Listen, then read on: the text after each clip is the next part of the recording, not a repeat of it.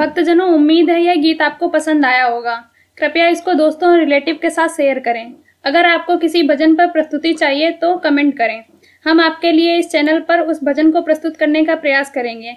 अगर आपने हमारे YouTube चैनल को सब्सक्राइब नहीं किया है तो तुरंत सब्सक्राइब करें और बेल आइकन दबाना बिल्कुल ना भूलें। धन्यवाद।